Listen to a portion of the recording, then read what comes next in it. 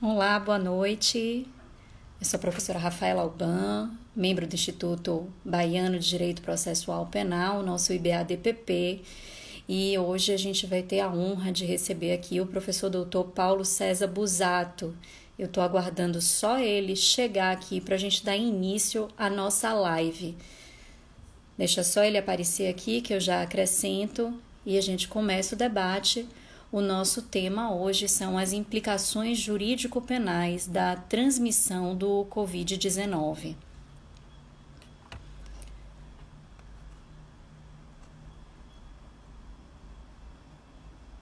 Vamos ver aqui se ele já entrou, que eu já acrescento ele.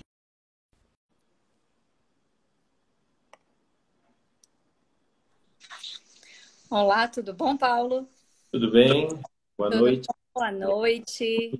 Eu já apresentei aqui nosso tema, que a gente vai falar das implicações jurídico-penais do Covid-19, né, da transmissão do Covid-19.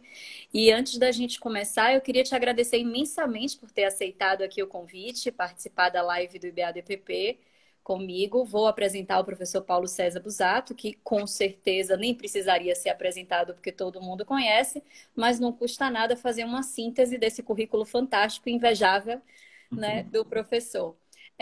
Paulo Busato, ele é procurador de Justiça do Ministério Público do Estado do Paraná, é professor de Direito Penal da Universidade Federal do Paraná, autor de diversos livros, diversos artigos jurídicos no Brasil e no exterior, né? Ele é especialista em Direito Penal Econômico pela Universidade de Coimbra, em Portugal, mestre em Ciência Jurídica pela Universidade Vale do Itajaí, doutor em Problemas Atuais do Direito Penal pela Universidade Pablo de Olavide, em Sevilha, na Espanha, e pós-doutor em Direito Penal pela Universidade de Valência. Um dia eu chego lá. Um dia eu chego lá. Já chegou, já chegou. Eu tive a honra de conhecer o professor Paulo Busato no âmbito de um curso que fizemos na Universidade de Göttingen, na Alemanha, e desde então eu tenho a possibilidade de debater com ele um pouco, né, de desfrutar um pouquinho desse conhecimento jurídico. Já participamos de coletânea de livros, né, que eu contribuí aí com as coletâneas de livros promovidas pelo grupo de estudo do professor Paulo César Busato. Paulo César Busato também participou da minha banca de mestrado, de doutorado, e também tive a enorme honra de ele ter feito o prefácio do meu primeiro livro. Então, vou explicar aqui o tema e a importância do tema, Paulo. Depois eu passo a palavra para você Tá e bem? a gente faz um bate-bola. Eu vou apresentando uns casos concretos e a gente vai discutindo o tema em cima dessa possibilidade. Certo. Qual a importância do tema, né? Por que falar das implicações jurídico-penais da transmissão do Covid-19? A gente vive numa realidade, eu vou passar os números, né? Segundo os dados estatísticos do Ministério da Saúde, hoje a gente tem 772.416 casos confirmados de Covid-19 aqui no Brasil e 32.913 mortes. Com números mais atualizados em outros sites, a gente chega a uma margem de quase 800 mil casos e 40 mil mortes. O Brasil é o segundo país com maior número de infectados, fica atrás apenas dos Estados Unidos, e a gente vivencia uma realidade de absoluta falta de comunicação, simultaneamente a um excesso de comunicação.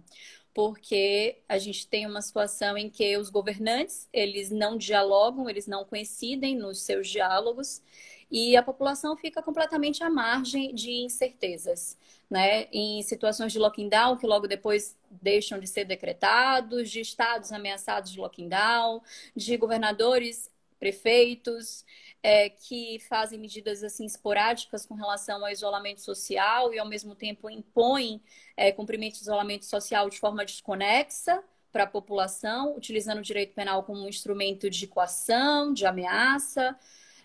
Temos um presidente que é completamente omisso e, ao mesmo tempo, descumpre as regras estabelecidas pelo próprio Ministério da Saúde. Então, vivemos uma situação extremamente complicada e faz com que o debate a respeito do Covid-19 da possibilidade ou não de utilização do direito penal diante dessa possibilidade de transmissão, de isolamento, de lockdown, seja um discurso atual e necessário. Então, por isso a escolha do tema. Então, como é que faremos? Eu passo a palavra agora ao professor Paulo César Busato para sua explicação e depois eu retomo a palavra para poder apresentar alguns casos práticos para a gente poder discutir se poderia sim ser utilizado o direito penal, qual seria o enquadramento jurídico adequado diante dessa situação. Se alguém tiver alguma pergunta, pode colocar aqui no chat, que eu vou passando as perguntas ao final da conferência para a gente poder debater. Tá certo? Então, com a palavra, Paulo César Busato. Bom, eu tenho que primeiro agradecer a professora Rafaela Alban, professora que eu acompanhei a formação acadêmica bem de perto, nas bancas, como ela disse, acompanhei os trabalhos, acompanhei a confecção dos trabalhos antes disso, né? Já as ideias do trabalho que estavam quando nos conhecemos na Alemanha, e desde então venho acompanhando sempre e vendo o crescimento exponencial dos trabalhos dela, da qualidade e a precisão das suas observações no âmbito do direito penal. Então, é para mim uma satisfação. Ela, sempre que me convidar, estarei presente. Fiz muitos amigos aí na Universidade Federal da Bahia durante o período de formação da Rafaela, o professor Sebastião, que foi seu orientador, enfim, uma boa quantidade de professores aí, e acabou que essa relação nos permite fazer algumas iniciativas conjuntas, né? Essa é uma delas. Quando nós fizemos o contato, a proposta desse tema para reflexão foi também um pouco a propósito do fato da própria professora Rafaela já ter se dedicado a escrever sobre isso. A gente tem uma ampla coincidência nessa temática, com alguma que outra divergência, que é o ponto talvez de partida para a gente discutir depois que eu traçar um panorama mais ou menos das minhas ideias. Eu imagino que os colegas daí que frequentam o Instituto já devem estar mais familiarizados com o texto da professora Rafaela. Eu não tenho nenhum texto publicado sobre o tema, estou preparando um. Muito possivelmente vai ser incluído no livro Homenagem ao professor João Mestieri, que em breve deve sair publicado. Estou preparando um texto ainda, mas é um texto que mais ou menos resume a minha ideia, e é isso que eu queria brevemente expor para vocês, o que é que eu penso do panorama disso, para a gente poder conversar depois sobre casuística, porque eu acho que isso é o grande desespero das pessoas, professora Rafaela, deve ser exatamente a casuística, porque no volume de informações, a gente vive a era da comunicação, não é? E há um volume exponencial de informações chegando para todo mundo o tempo todo. Metade delas são fake, todo mundo sabe disso, e a outra metade não é. E nesse meio termo, o sujeito tem que se localizar, saber que tipo de práticas ele pode realizar, quais não, quais implicam em uma possível responsabilidade penal e quais não. E isso não aflige só o cidadão comum. Porque o cidadão comum, em princípio, ele vai estar majoritariamente, é o que está acontecendo com todo mundo, e o que mostra bem é essa oportunidade, né? Das outras vezes que a gente fez congresso, sempre foi presencial, né, professora? Dessa vez, a palavra presente, eu digo sempre que eu fico feliz de estar presente aqui, mas é uma presença meio virtual, né? A própria palavra presente, ela assume uma outra conotação hoje em dia, não é? Mas as pessoas, em geral, elas estão majoritariamente confinadas ou com uma restrição muito grande da sua liberdade deambulatória. Então, o risco de que elas realizem alguma conduta criminosa é baixo, porque se vocês observarem, inclusive os índices de criminalidade comum, eles caíram muito durante esse período, justamente porque não há contato social, né? Ou reduz-se o contato social. Algumas outras criminalidades, formas de criminalidade que acontecem precisamente dentro dos ambientes confinados, estas aumentaram, né? Um índice que outro dia eu verifiquei estarrecido foi a ampliação das situações de violência doméstica, né? Porque naturalmente as pessoas estão confinadas junto com os agredidos e os agressores, não é? Isso então também promoveu um certo aumento. Mas majoritariamente as condutas criminosas acontecem fora do ambiente doméstico e essas que acontecem fora têm caído bastante os índices de imputação. Por outro lado, não é uma coisa que aflige só as pessoas comuns, mas também aqueles que são encarregados da imputação. E aí me refiro especialmente aos acusadores, aos membros do Ministério de Advogados, aos magistrados, aos policiais, ou seja, aqueles que estão envolvidos com a questão criminal.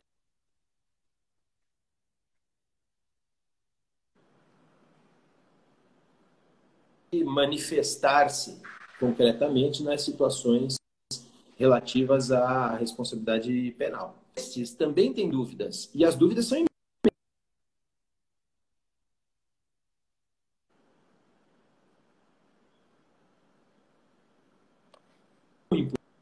imputar, a que casos imputar, é bastante complexa a questão. Então, a minha ideia era um pouco como eu vejo a situação em que nos encontramos, qual é a tática, vamos dizer assim, depois fazer um rol a maioria das pessoas que aborda esse tema faz, né, um rol de delitos de implicação, para que dentro desse quadro de delitos a gente possa trabalhar a casuística. Né? Daí, quando chegar nesse ponto da casuística, eu dou a palavra à professora Rafaela para que ela possa levantar as questões. Primeiramente, a primeira coisa a fazer é ter em mente que nós vivemos uma quadra histórica diferente, ou seja,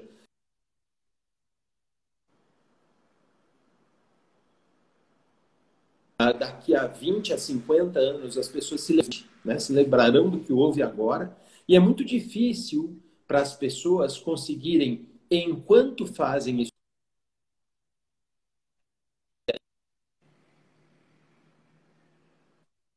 quando digo nossas, são minhas e da professora Rafaela, mas também de todos aqueles que estudam essa temática nesse momento, muito provavelmente as nossas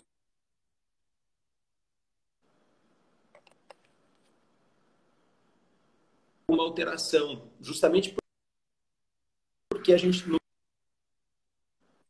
meio da história, não consegue estabelecer exatamente uma mais acurada da história que está vivendo. Por quê? Porque quem está envolvido no processo é decisão constantes a respeito de uma situação insegura. Por que insegura? Porque a própria ideia do que é essa doença, ou como ela se manifesta, ou como ela circula, ou o que ela afeta, ou qual é a gravidade, tudo isso é questionado e modificado dia a dia. Então é como se a gente estivesse transitando num ambiente de névoa, né? Que não tem em Salvador, mas aqui em Curitiba tem bastante, sempre, né? Muita névoa. Então é como se a gente estivesse caminhando na névoa, tentando estabelecer nesse momento certa responsabilidade penal. Todas as vezes que a gente está num ambiente enevoado a respeito de imputação, a tendência a errar, a tendência a fazê-lo mal é muito grande. Tá? A precipitação, a tentativa de dar soluções simples e rápidas para as coisas, acudindo principalmente ao direito penal, é uma tendência frequente e muito ruim. Então, o que é que eu recomendaria? Bom, o que eu recomendaria é prudência, não é? Mas como é que se faz prudência em direito penal? Eu acho que esse que é o ponto-chave.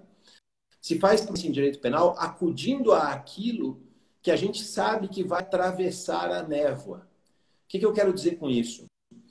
Existem certas bases de direito penal que existiam antes do Covid-19 e que seguirão existindo na mesma estrutura depois. Tá? Me refiro concretamente aos que ordenam o direito penal. Então, na hora do desespero, quando você não sabe o que fazer com o assunto de imputação, se agarra nos princípios, porque essa é a única segurança que você tem, é o único caminho que pode te guiar através da névoa até você chegar do outro lado. E é nesse sentido que eu queria convocar, pensar a interpretação dos tipos penais cujas normas, em princípio, possam eventualmente circular em as hipóteses de imputação a partir da ótica dos princípios. E é bem curioso a gente chamar a atenção aos princípios, e especialmente aqueles que são próprios de um direito penal, de um Estado social e democrático de direito. Eu sempre digo isso, né, que o ponto de partida da estruturação do direito penal é o conjunto de qualificativos do Estado, né? A gente quer um Estado social e de direito, então a gente quer um direito penal que corresponda a isso. E um direito penal que corresponda a isso é um direito penal que tem, para cada uma dessas características, um princípio que se lhe corresponde. Né? Então, quando a gente fala em Estado de Direito, traduzindo isso para o direito penal como princípio de legalidade. Quando a gente faz defesa de um Estado social, a gente está traduzindo isso como o princípio de intervenção mínima, que é o Estado que intervém onde é necessário. Né? Quando a gente fala de um Estado democrático, a gente está falando do princípio de culpabilidade. Por quê? Porque a culpabilidade é o que permite frente ao Estado. Isso quem está dizendo não sou eu. Eu estou replicando a ideia. Essa originariamente ela é do professor Mirpud, que lamentavelmente Faleceu. Ele nos deixou no dia 6 de maio, próximo passado. Faleceu no dia 6. Justo o professor Mir deixou como legado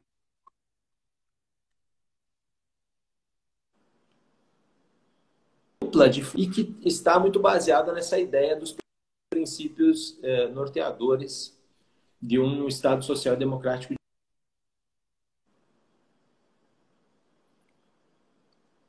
Paulo, Poder organizar esse período, a gente deve conjugar esses princípios no âmbito da imputação.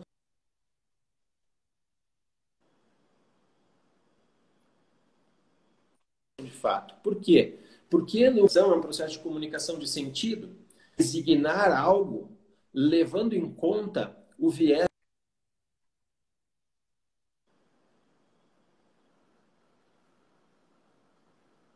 a conduta que o sujeito realiza e o contexto em que...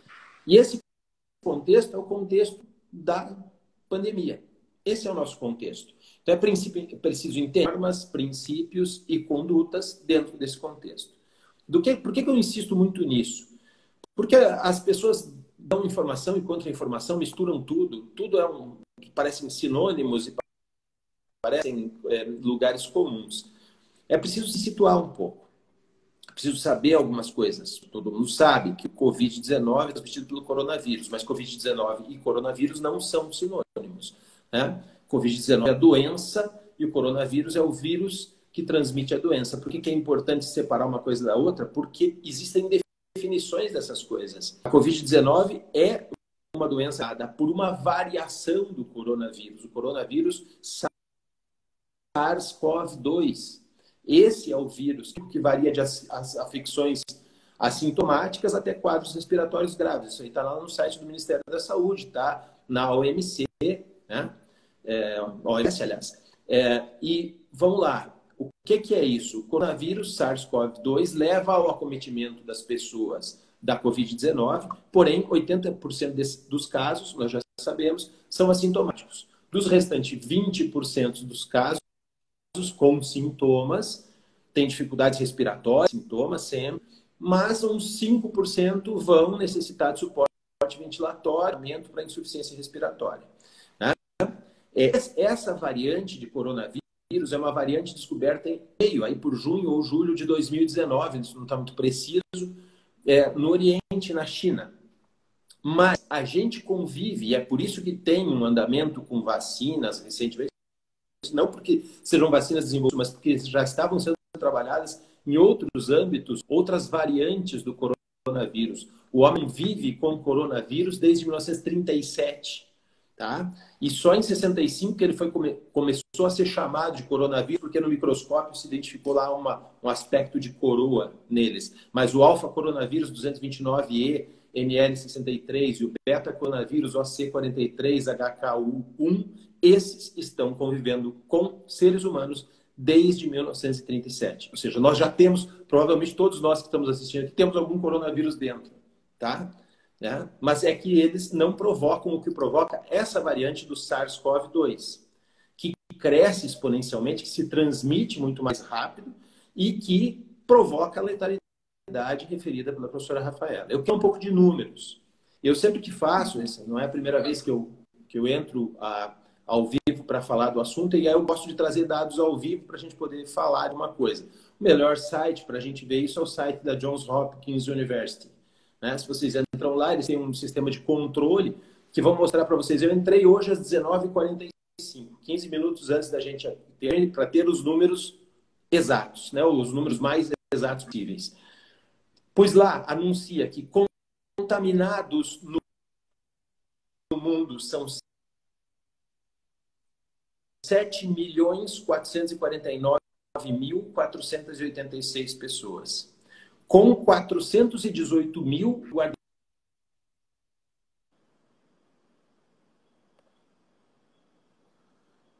5 a 6 meses, né? Dezembro e junho, tá? Bom, além de sintomáticas, mas já recuperadas da infecção, ou seja, gente que se contaminou,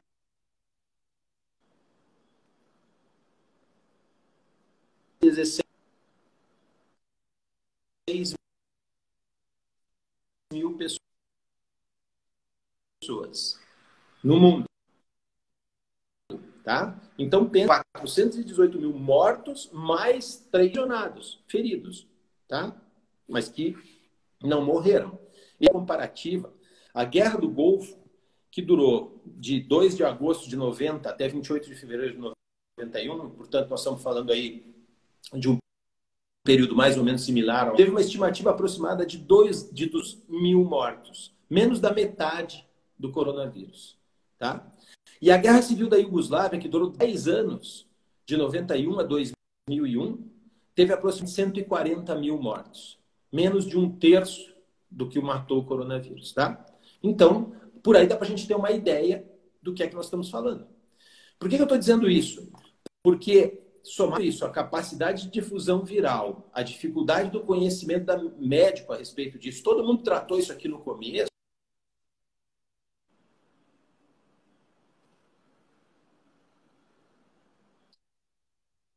e traçam paralelos usando exemplos de gripe e tal. Por quê? Porque se pensava que a infecção, que a doença da Covid é respiratória.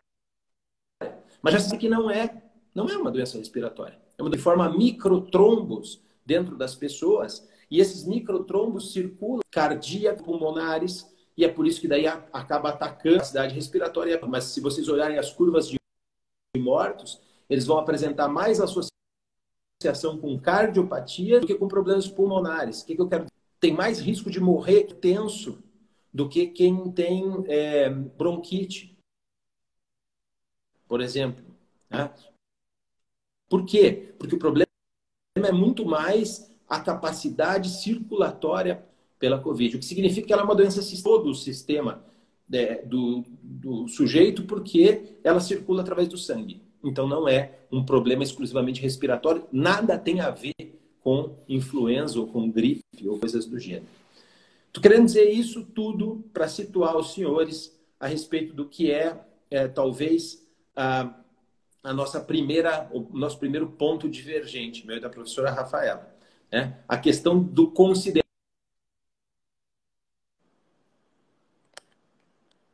a guerra da Croácia, que mata mais da Iugoslávia, que mata mais do que a guerra no Golfo, que fere mais, parece muito mais grave. Tá? Essa é uma... Claro, eu respeito a opinião contrária, ela sustentou, e tem razão, que o nosso sistema de saúde também contribuiria para a produção desse resultado na medida da sua falência, né? Se mostra em números, quando a gente olha para os números do Brasil, não é? Mas, por outro lado, sistemas de saúde muito poderosos, desde o ponto de vista de organização e mesmo de capacidade tecnológica, como os dos Estados Unidos e os do Reino Unido, têm mais mortes do que o nosso, né? Você pode dizer até que nos Estados Unidos não tem o serviço público de saúde, e talvez seja por isso, mas na Inglaterra, na Itália tem, na França tem, na Espanha tem, e todos esses países com um sistema de saúde infinitamente melhor que o nosso, primeiro mundo, todos esses países têm por milhão de habitantes uma taxa superior ao Brasil de mortos. Então, isso não é um problema de sistema de saúde, isso é um problema da doença mesmo. Ela é doença grave. Então, essa é uma discordância, mas é a aplicação dos tipos penais. E aí a gente tem que entrar na seara dos tipos penais, o que acontece com os tipos penais. Eu fiz uma classificação um pouco diferente dos tipos penais em relação àquilo que eu vi em outros escritos a respeito do tema. Eu classifiquei os tipos penais entre aqueles que têm lugar possível na casuística, aqueles que não têm lugar de jeito nenhum, ou quase nenhum, e aqueles em que tem algum lugar hipotético, menor, restrito, tá? E tudo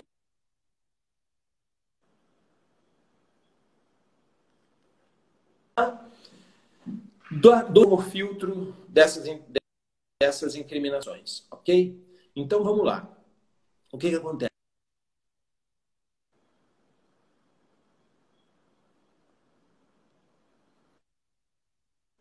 A morte, né? Numa situação como essa, em princípio, nós estamos falando de homicídio, nós estamos falando de matar alguém deliberado. Paulo, deixa eu te interromper só um minutinho. Sua internet está travando. Então, no início dessa fala, que é bem importante, ela travou. Teria como você tentar repetir ou ver o que está acontecendo aí direitinho?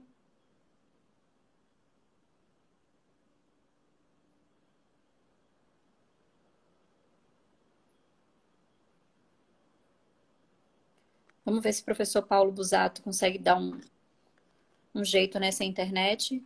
Você consegue me ouvir, Paulo?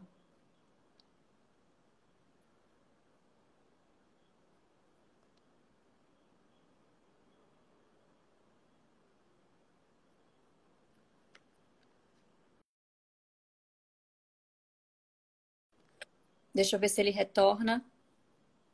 Eu vou tentar colocar ele de novo, gente, para a gente retomar esse ponto que é essencial, em que ele estava discutindo quais são os tipos penais que têm alguma relação com a Covid-19.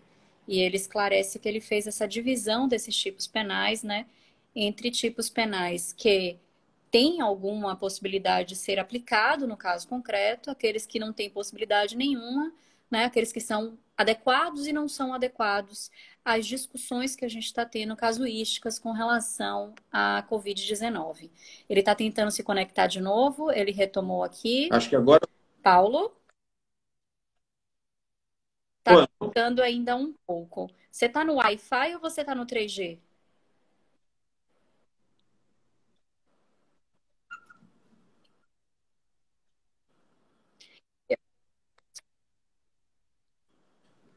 Eu tô no. Não, eu tô no. Rede mesmo, né? Na rede. Só não sei se. Dando comentários. Comentário pode ser que a gente tenha aqui a possibilidade de evitar mais cortes na internet.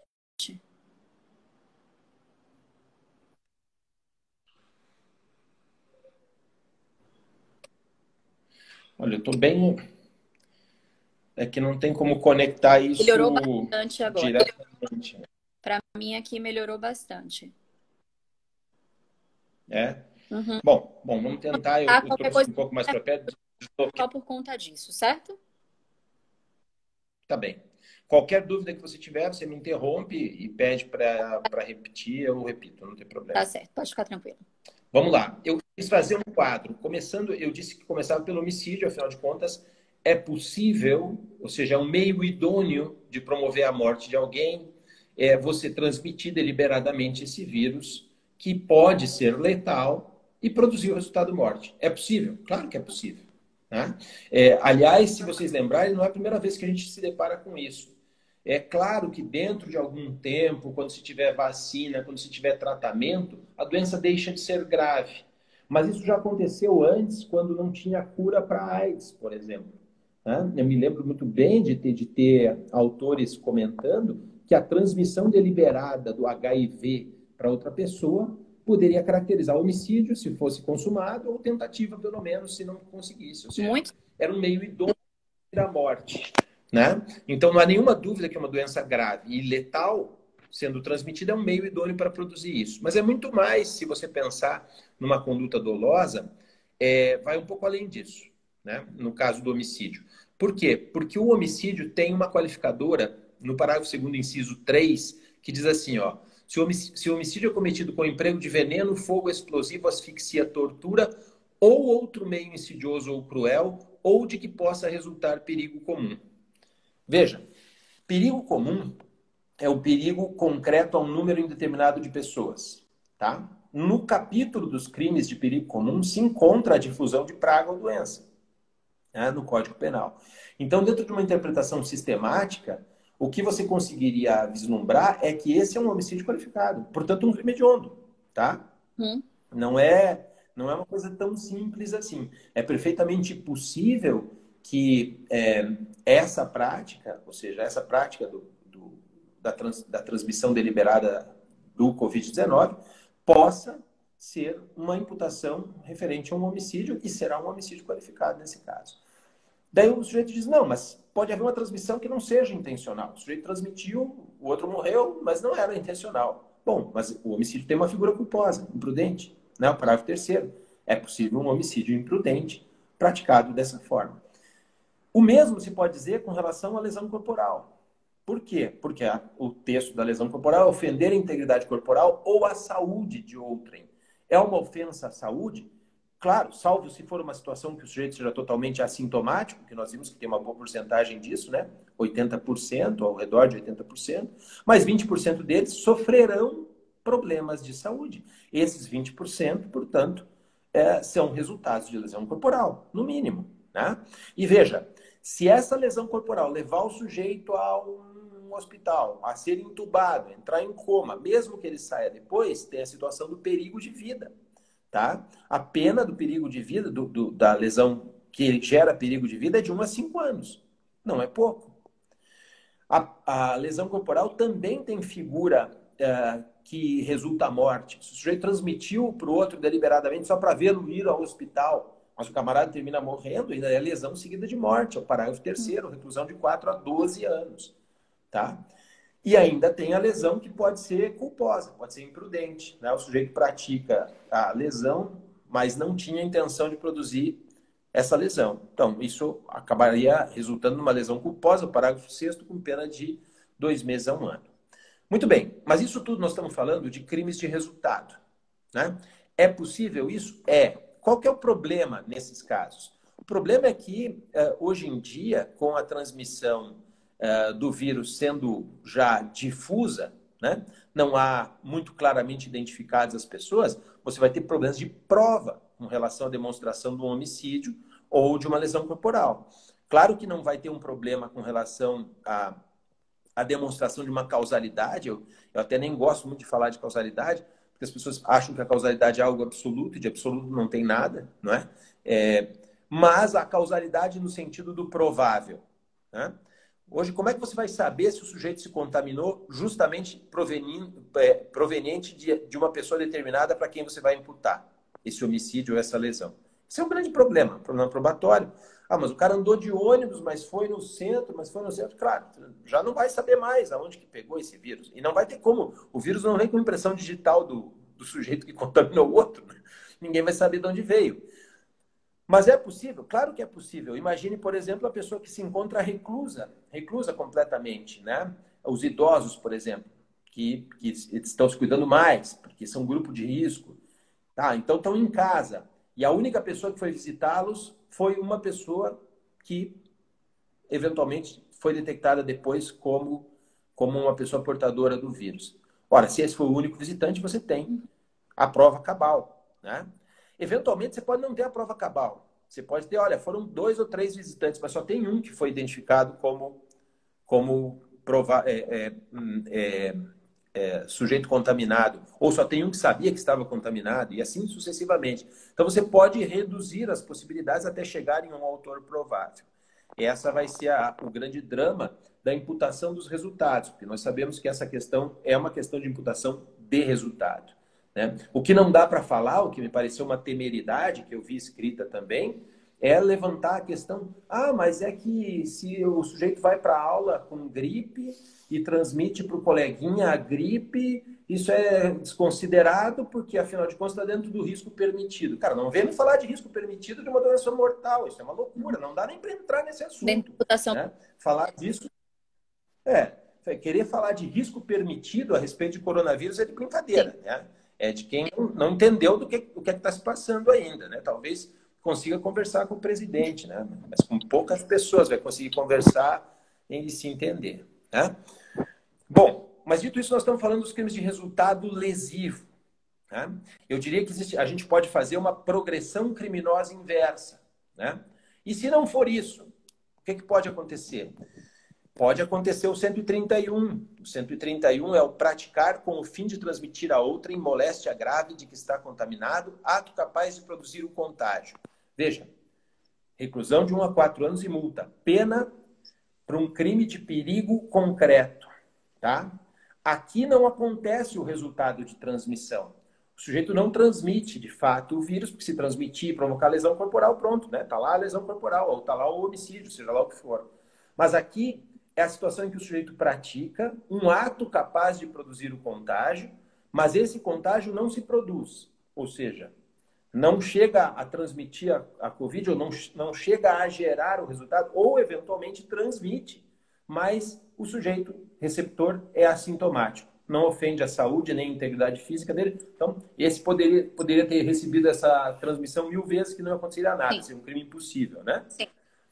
Mas o detalhe é que aqui, quando o legislador se adiantou em barreiras de imputação para incriminar um perigo e não um dano, ele compensou isso, incluindo um especial fim de agir na pretensão conceitual de relevância, porque diz praticar com o fim de transmitir a outra em moléstia grave. Bom, eu acho que já aqui nós discordamos um pouco, eu e a Rafaela, no que tange a moléstia grave, mas eu acho que a moléstia é grave. Tá? Então, partindo de que seja grave, que é o meu ponto de vista, é preciso que o sujeito queira transmitir.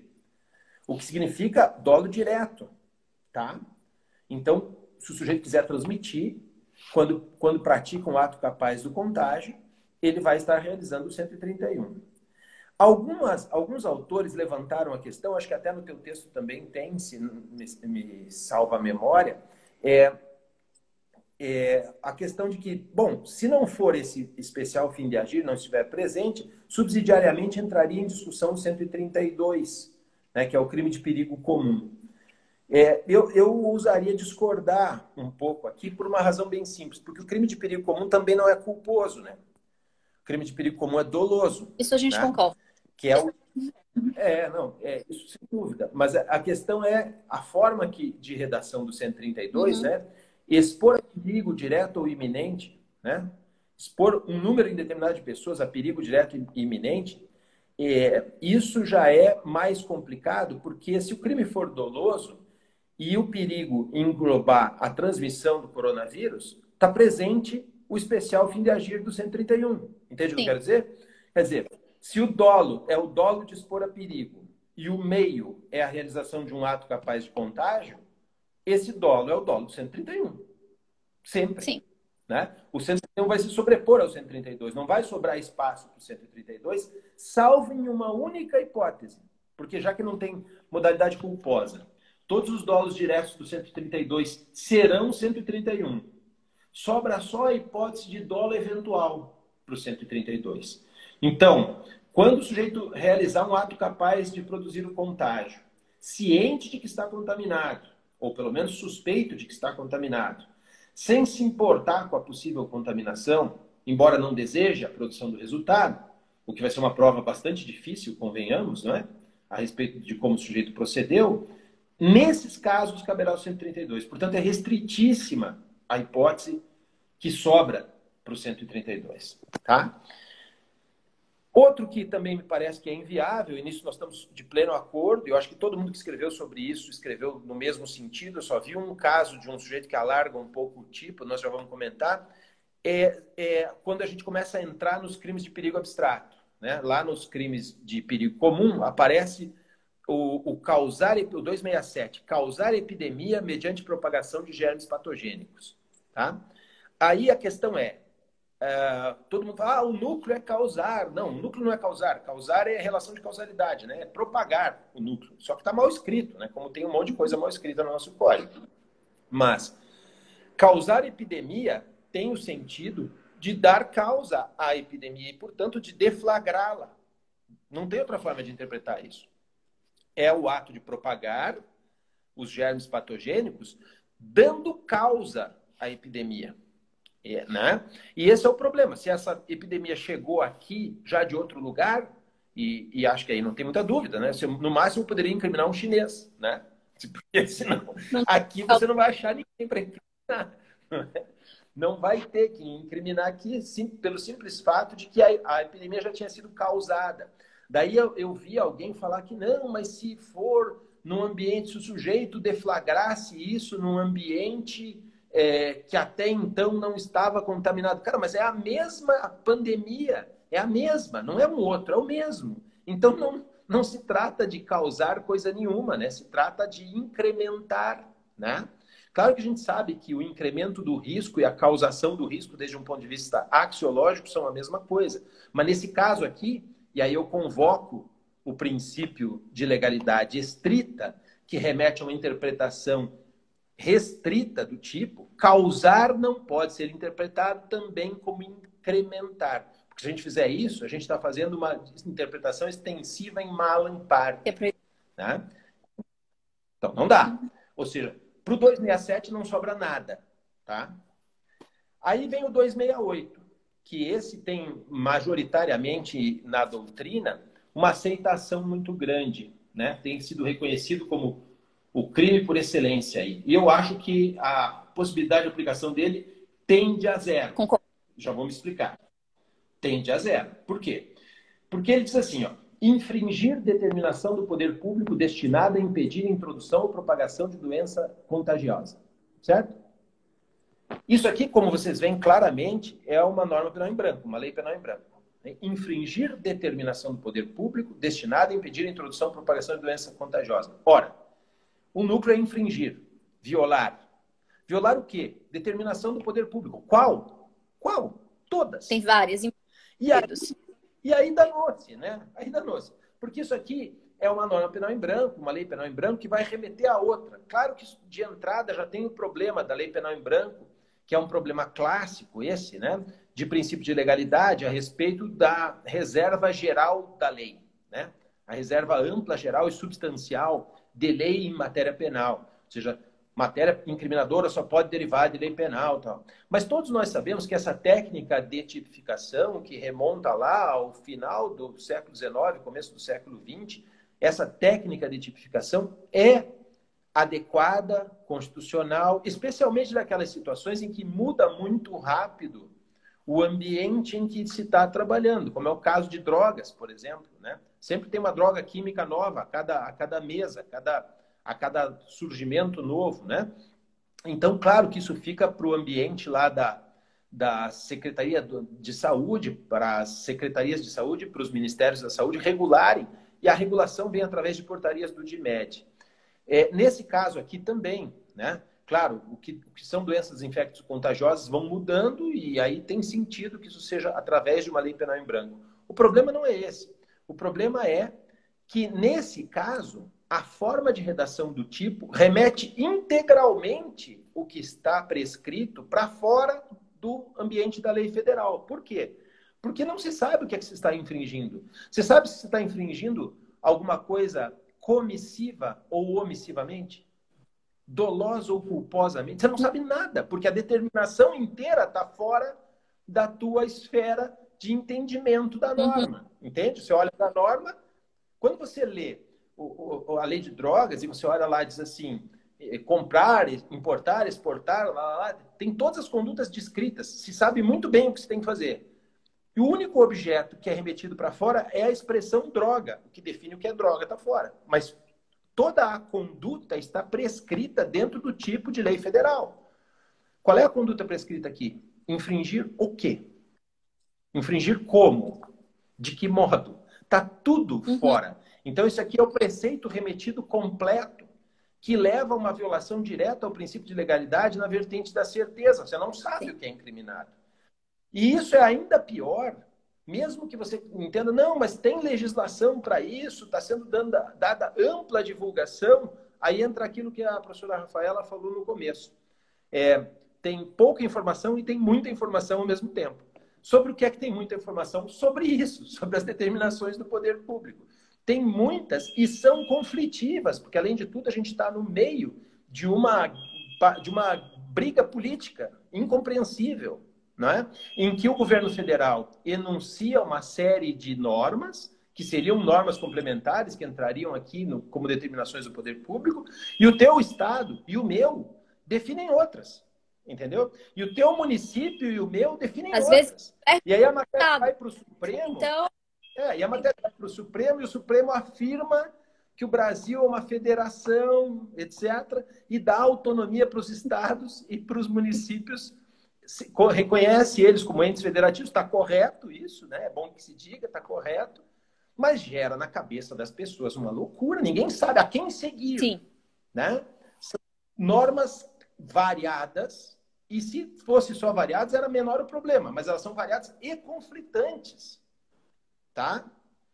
E tem mais uma coisa, se isso ainda fosse pouco, você olha para o tipo e diz assim, infringir determinação do poder público.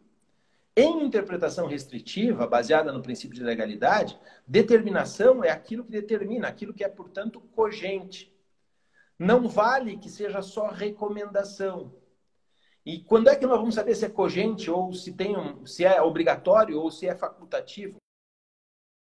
Multiplicidade delas e disputando espaço. Ou seja, menos possibilidade de saber ainda. Supondo que milagrosamente eu conseguisse organizar esse conteúdo, ainda assim seria plausível que aquele sujeito que fosse imputado alegasse que cometeu um erro excusável. Né? Um erro de tipo excusável, porque um elemento do tipo ali era meio incompreensível. Ah, eu não entendi bem. Você tem que aceitar, porque não por outra coisa, senão porque o próprio juiz também não entendeu bem. Né? Ele vai dizer o mesmo. Você não entendeu bem, eu também não. Então, não tem saída. Esse 268, ele está afadado a ter uma aplicação muito restrita, muitíssimo restrita. E vamos a mais. Ainda pode ser pior, porque se você pensar desde um ponto de vista da própria intervenção mínima, né, o enunciado do tipo é insustentável, porque ele diz assim, infringir a determinação do poder público destinada a impedir a introdução ou propagação de doença contagiosa, qualquer uma, certo? Sarampo, por exemplo. Com né? certeza. Então, você imagina o seguinte, quer dizer, o sujeito não levou o filho para vacinar. Ele violou uma determinação do poder público para conter uma doença contagiosa. Ele cometeu delito. Só que ninguém vai ser condenado por ter esquecido de levar o filho para tomar a vacina do sarampo. Entendeu? Por quê? Porque isso se resolve de outro modo. Não se resolve com direito penal. Não precisa de direito penal para isso. Então, do ponto de vista da intervenção mínima, claro que não é o caso de intervenção mínima na Covid, mas em outros casos, o que eu quero dizer com isso é que a redação do tipo é ruim desde o princípio de legalidade e desde o princípio da intervenção mínima. A redação do tipo é péssima. Vai sobrar algum caso, diriam vocês, vai sobrar algum caso de imputação desse 268? Vai. Mas é muito raro. Sabe quando que vai acontecer isso aqui? Vai acontecer quando o sujeito que for autoridade de saúde ou autoridade fiscalizatória chegar para você e dizer assim, olha, o decreto municipal proíbe o senhor tem 60 anos, o senhor tem 70 anos, o senhor não pode entrar aqui nesse restaurante, porque o decreto proíbe. Uhum. E isso não tem que vir do porteiro do restaurante, tem que vir de uma autoridade de saúde, que possa ter credibilidade. Se nesse momento o sujeito diz, não, eu vou entrar assim mesmo, bom, aí ele violou o 268, porque ele não pode alegar erro nenhum. Né? Ele está sendo esclarecido por uma autoridade capaz a respeito daquilo que ele tem que fazer. Ele não vai dizer que é erro. Uhum. Né? Não tem jeito de dizer que se enganou. E aí ele não consegue escapar disso. E virá junto, naturalmente, nesse caso, aquela questão da desobediência, né? Que está prevista também como uma das hipóteses, né? Desobedecer a ordem legal de funcionário público. Né? Então, claro, aí ele com uma única ação desobedece a ordem do funcionário público e infringe a determinação do poder público. Então, ele realiza 2 delitos com uma única ação em concurso formal e vai responder pelos 2. Tá?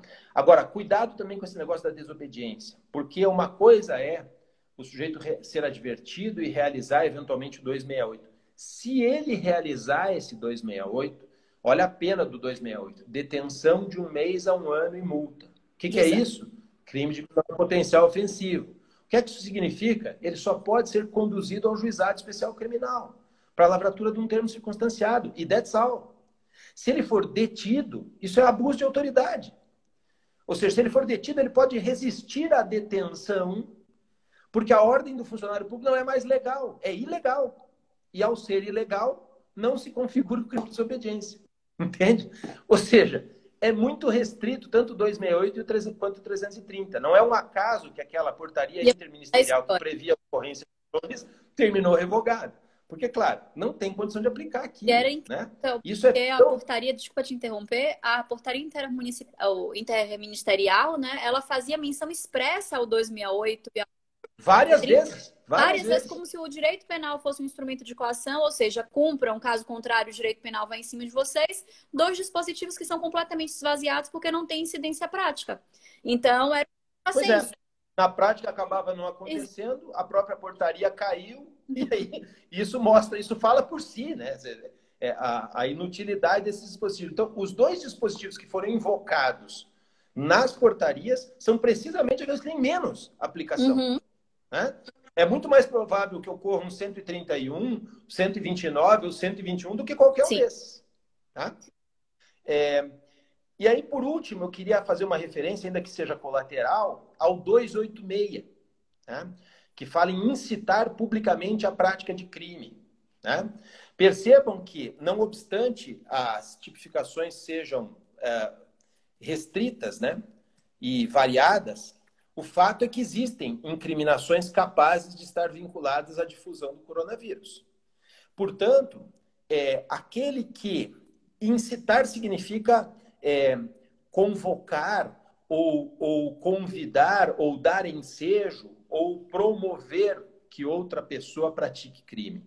Ora, se nós sabemos que a infração da determinação que eu conheço é delito, se nós sabemos que a prática de um ato capaz de produzir o contágio deliberadamente é delito, se nós sabemos que o contágio produzido para outra pessoa, provocando lesão corporal ou homicídio, ou pelo menos correndo o risco de provocá-la, porque tanto a lesão quanto o homicídio podem ser com dolo eventual, são delitos, quem incita publicamente, veja, o detalhe é o publicamente, portanto, a um número indeterminado de pessoas, quem incita publicamente a prática de atos capazes dessa difusão de contágio, realiza o crime do 286. Tá? E esse publicamente não é um publicamente que significa estar presente um monte de gente. O meio cibernético hoje oferece uma forma muito fácil de fazer essa difusão. Então, o sujeito que convoca lá uma rave, por exemplo, né? Ele sabendo da situação, né? Eu já vi festas cujo anúncio de festas que eram com nome de Covid, né? Não precisa dizer mais nada, né? A festa do vírus, né? É evidente que esses casos são casos de delito do 286, que é a detenção de 3 a 6 meses. De novo, um crime de menor potencial ofensivo, que é que gera? Gera um registro no juizado especial criminal. Tá? Então, eu acho que com isso, esse é o panorama, mais ou menos, dos tipos que podem entrar ou não podem entrar na nossa discussão. A partir daí, é contigo, né? Vejam os casos aí, eventualmente o pessoal que está assistindo, que queira saber dos casos aí, pode perguntar e a gente vai respondendo. Vamos lá. Bom, em resumo, né, vou sintetizar os tipos penais que você apresentou para poder apresentar alguns casos. Agora, o Instagram, ele estabelece um prazo de 1 hora para nossa live e a gente está esgotando em 5 minutos. Então, eu proponho o seguinte, eu vou fazer um resumo geral dos tipos penais que você apresentou. A gente encerra essa live e abre outra para a gente conseguir discutir sem ter pressa de responder, para não cair no meio de uma resposta. Concorda comigo? Tá então, ótimo, vamos tá lá. ótimo. Só o resumo geral, o panorama geral do que o professor Paulo César Busato acabou de apresentar. Então, foram apresentados, assim, me corrija se eu estiver errada, 7 tipos penais. É um panorama de 7 tipos penais. 2 de resultado, 2 crimes de dano, né? A possibilidade de caracterizar o homicídio ou a lesão corporal, artigo 121 ou 129 do Código Penal. Temos alguns crimes de perigo, que seria o perigo de contágio de moléstia grave, artigo 131, crimes de desobediência, artigo 230, e de incitação ao crime, que está no 286. E discutimos também, né, nesse panorama, também os 2 outros tipos penais. A infração de medida sanitária preventiva, artigo 268, e na qual se estabeleceu aqui a dificuldade de aplicação prática desse tipo penal, tendo em vista a diversidade de tipos de determinação e a própria vaguidade do termo, né, determinação da autoridade pública, e o crime de epidemia do 267, que também foi descartado, porque a gente não tem como causar uma epidemia que já está causada, né? Uma pandemia já está causada, já está instalada, então a gente não teria condição mais de discutir o artigo 267. Então, eu vou fazer o seguinte, Paulo, eu vou encerrar essa live, eu ela salva para quem aquelas pessoas que não conseguiram acompanhar ter a possibilidade de ouvir depois. E eu vou iniciar nova live. Então você coloca de novo lá, que aí a gente volta. Eu vou te apresentar alguns casos práticos. Quem fez pergunta aqui no chat, eu já anotei. Então eu te apresento as perguntas do chat também para a gente continuar falando mais um pouquinho, tá certo? Me dá 2 minutos que a gente retorna. Voltem aí para acompanhar a gente. Um abraço. Já já a gente. Abraço.